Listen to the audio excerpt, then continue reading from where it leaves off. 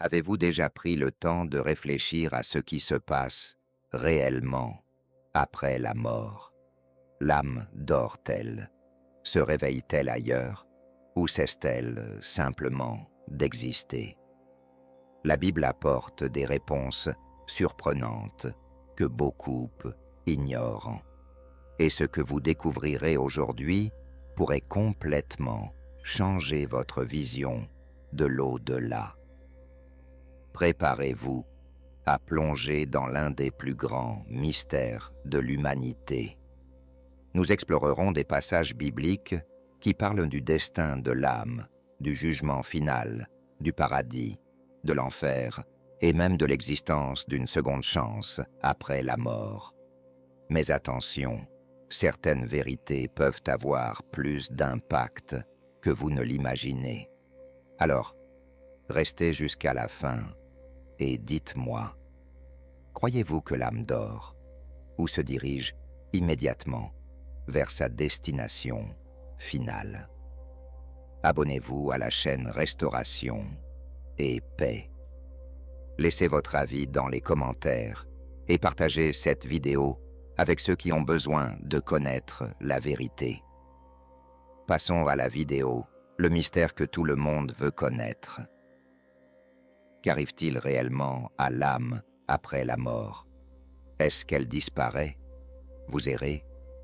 Allez-vous immédiatement au paradis ou en enfer? Ces questions ont déjà empêché de nombreuses personnes de dormir la nuit, et les réponses sont plus proches que vous ne le pensez. La Bible révèle de profonds secrets sur le destin de l'âme, et ce que vous découvrez aujourd'hui pourrait complètement changer votre vision de l'éternité. Mais l'âme reste-t-elle consciente après la mort?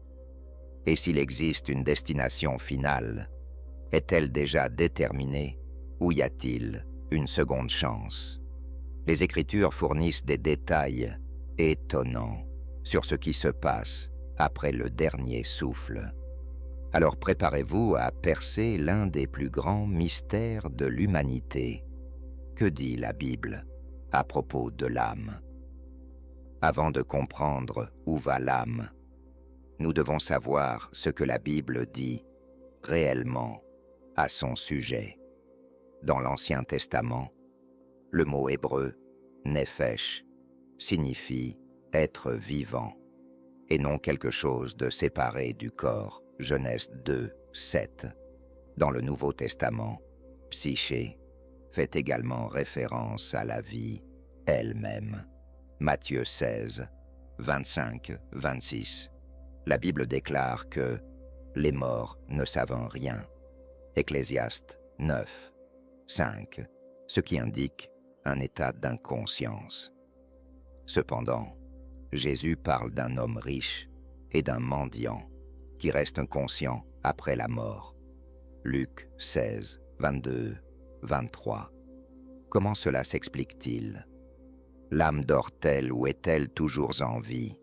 L'idée du sommeil de l'âme est défendue par de nombreux passages bibliques. Jésus parlait de la mort comme d'un sommeil lorsqu'il parlait de Lazare.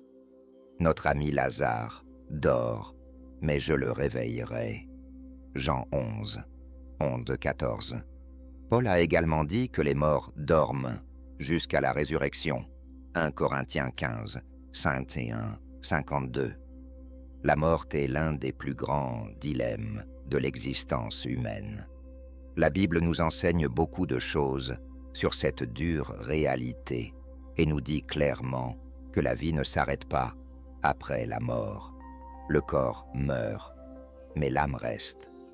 Le jugement dernier est le destin de l'âme.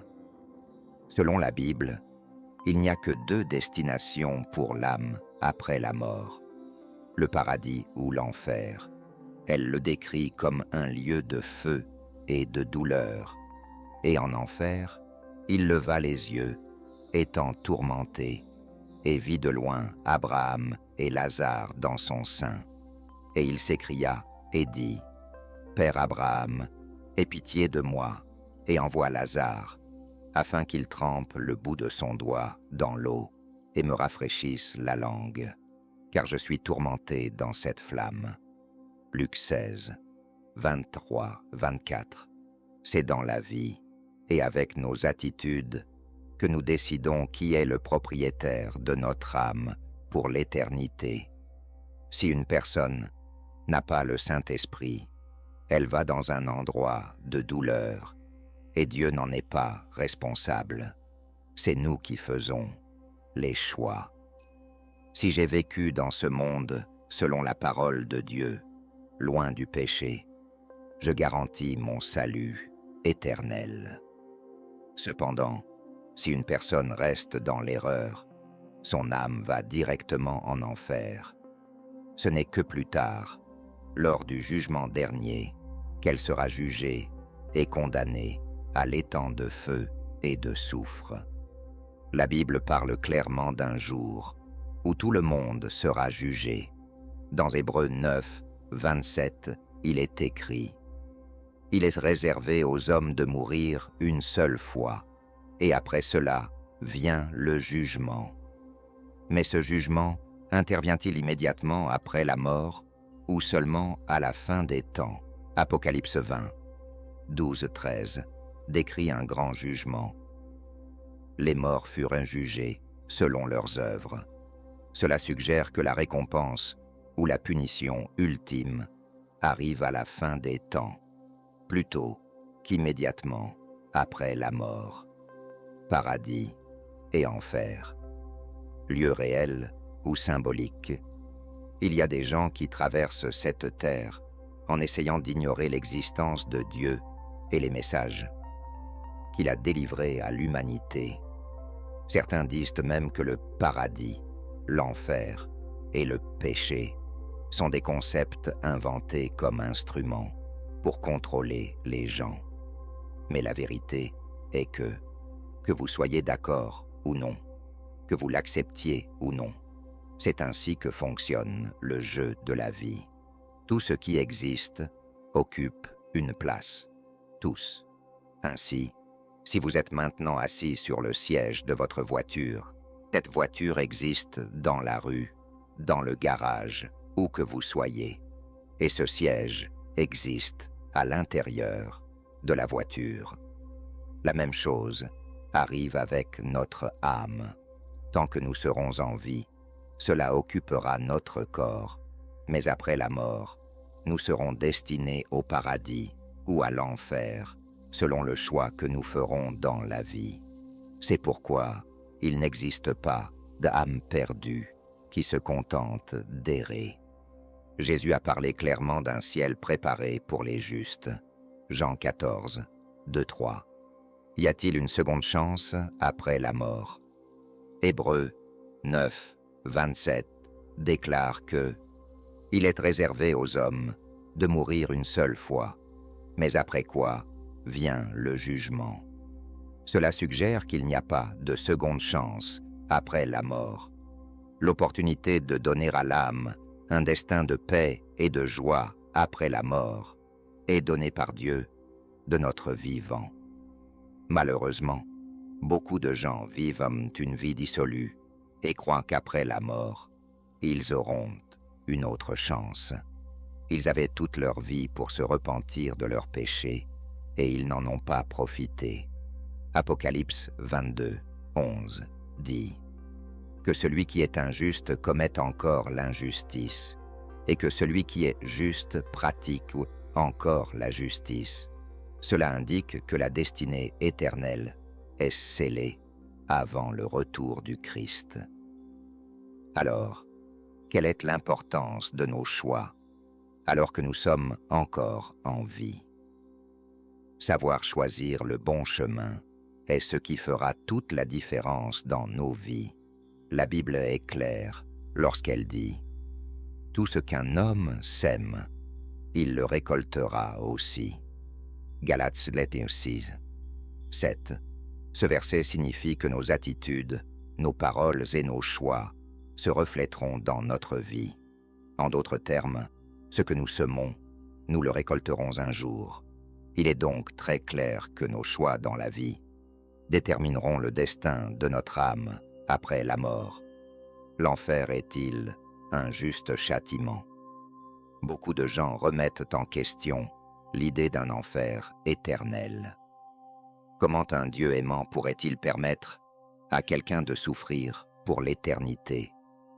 2 Pierre 3, 9 dit que Dieu ne veut pas que quiconque périsse, mais que chacun parvienne à la repentance. Cela indique que le désir de Dieu n'est pas la condamnation, mais le salut.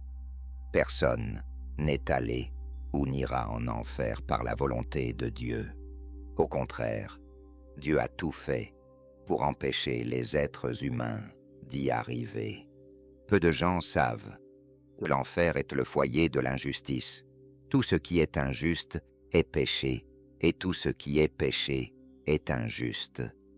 Dieu est justice, et ne peut donc pas créer l'injustice, ni sa demeure. La rébellion contre la justice a conduit à l'expulsion du mal du lieu saint, ou lieu de justice. Une fois expulsé, le mal a créé sa propre habitation, dont le nom est l'enfer. Qui sont ses habitants? Satan, ses démons, et tous les êtres injustes.